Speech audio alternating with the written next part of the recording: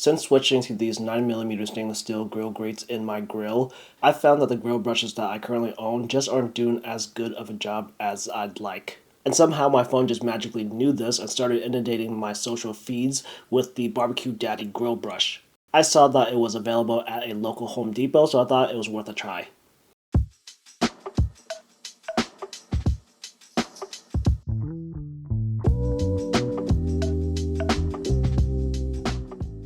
Now, the BBQ Daddy falls into a category of steam grill brushes that, from my knowledge, really took off when the Grill Rescue brush came into the scene with its viral marketing, touting itself as the world's best grill brush. Basically, anyone that was into grilling and has social media would have likely been fed one of Grill Rescue's ads. However, at a typical price of around $50 per brush, I just never thought that it'd be worth it. But again, because the Grill Rescue was so viral, basically every grill brush manufacturer made some sort of ripoff. This is where the BBQ Daddy comes into play. It's not exactly a direct ripoff, but it does work on the same principles. All of these steam grill brushes utilize a head that you soak with water, and when that comes in contact with a hot grill, it creates steam which helps to provide a better clean with less effort. Many of the options on the market features a brush head that utilizes some sort of high-temp cloth fiber. This is where BBQ Daddy really differs itself from many of its competitors, as it uses a heat-resistant Armor-Tech steel, which is basically a fancy high-temp scouring pad. I personally thought that this was interesting because it would logically provide a much more vigorous scrub than just cloth, and being about half the price of the Grill Rescue also made it worth a try.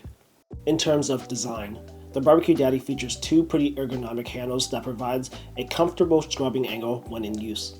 The front handle also rotates, which makes it easier to hit the grill grates from different angles. One nice thing about this grill brush is that it does offer the ability to replace just the head when it's worn down, rather than buying a completely new brush. The heads went for about $10 at my local Home Depot. At the back of the handle is a bottle opener. And this silver tab here actually pops out to become a hook that you can use to lift grill grates or to just hang the brush. However, I can't show you that because this particular one is defective. It's jammed in there somehow and I just can't pry it out without damaging the handle. However, I was able to test this hook out on some of the other BBQ Daddies in the store. I just didn't realize that the one that I purchased was defective. This is a knock on the BBQ Daddy quality control, but we'll get back to that in a bit. Lastly, the brush features a stainless steel scraper on the head to really hit those stuck-on grime with some force. Now, I personally held off on buying any of these steam grill brushes for a long time because I just find them to be cumbersome. To use one, you have to have some sort of bucket of water with you. This manufacturer doesn't specifically state ice water, but they do use a bucket of ice water in their advertising. Basically, the colder the water, the better your chances are of not burning through the material of the scrubbing head. The BBQ Daddy description on the packaging actually states that you can control the density of the foam in the backing head with different water temperatures. Warm water softens it and cold water stiffens it. But again, you're trying to keep this thing cool so it doesn't burn through, so use cold water unless you plan to clean a cold grill. But that would defeat the purpose of buying a steam grill brush in the first place. The manufacturer recommends to preheat the grill to 300 degrees Fahrenheit, but not to exceed 350 degrees. I can't speak for your grill, but this is somewhat difficult on my grill. In my first attempt, I basically only had one burner on medium, and this got me to 300 degrees, but this is the wrong way to go at it, and you'll see why real soon. With this particular grill, I just finished cooking some burgers and there's a few pieces of burnt on meat and cheese on there. That's typically pretty easy to remove. What I want you to focus on is all the black buildup. As a reminder, I only have the far right burner on and the grill temp gauge was reading about 300 degrees Fahrenheit. I'm going to start cleaning from left to right. Right away, what I noticed was that there was no steam. This is because the steam only really happens if the burner under the section of the grate is on. That grill grate has to be hot for it to steam. However, the BBQ Daddy was still able to scrub a bunch of material off of the grates. Then as I move over to the right grill grate with the burner on under it, immediately you see steam coming up as the water hits the grates and the flavorizer bars. What I also noticed is that I should be really soaking the head more often to help prevent damage and to help promote steam. After this first try, I shut the lid and turned all of the burners on. Again, to keep it around 300 degrees, I had to put all of the burners on low and periodically lift the lid a bit just to regulate temperatures.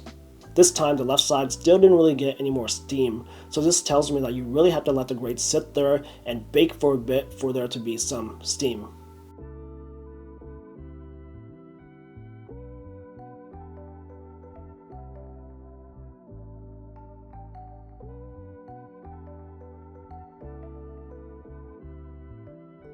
For my next attempt, I just blasted all of the burners on high, but at this point, the grates were already pretty clean, and because I keep going at it with water, there isn't enough time for the grates to really build up heat, even though the grill's temperature gauge was telling me that I'm well over the recommended temp. All in all, there is quite a bit of a learning curve to using this BBQ Daddy correctly. I didn't do it right, but I would still say that this is no doubt the best clean that these grates have ever gotten. You can clearly see that a bunch of the black buildup is gone, and I have no doubts that if I really wanted to put in the effort, I could have completely made this thing spotless. So in terms of cleaning performance, I would say that this is the best maintenance clean that I've ever gotten from a grill brush. However, it did come with some annoyances. You have to have and actively use water with this brush. There's some practice needed to actually use it right, and because it works so well, it would basically strip off any seasoning that you've applied to the grates if you season your grates. This just means adding more work and having to re-season, or for those unaware of such a thing and are using cast iron grates or just cheap metal grills, there's a huge potential for rust. I mean, just check out my catch pan. It's now filled up with water, so that's something that's going to have to be replaced much more often when using this or any other steam brush. This is just another added cost and inconvenience that comes with this type of brush. So even though this brush works so well, I don't think that the BBQ Daddy is something that I'd want to use before and after every grill session. There's just too much inconveniences and annoyances with it. I'd rather save it for when I need a more thorough clean because it does clean very well. Now, earlier I mentioned that the hook on my grill brush is defective and there is some quality control issues. This hook is not the only problem that I've noticed with the BBQ Daddy. When I was at Home Depot and having a bunch of them available in one place, I noticed that there was quite a bit of differences from one brush head to another. Here's an example of what I saw. As you can see, the brush head on the left is noticeably bigger than the one on the right. However, if you look closely, you can see that there's some yellow color to the larger head on the left. That yellow is actually the foam underneath. So I'm assuming that they're taking about the same amount of material and stretching it over a larger surface area to the point that it's almost see-through. To me, this would lead to failure much sooner and could possibly explain some of the bad reviews that I saw for this product. Something else to note that I saw was this Mr. BBQ brush at Lowe's that offers something similar to the BBQ Daddy.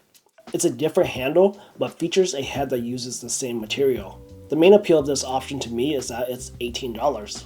It's cheaper than the BBQ Daddy, so it might be worth a try for some of you guys who wanted to see how the BBQ Daddy brush head would perform.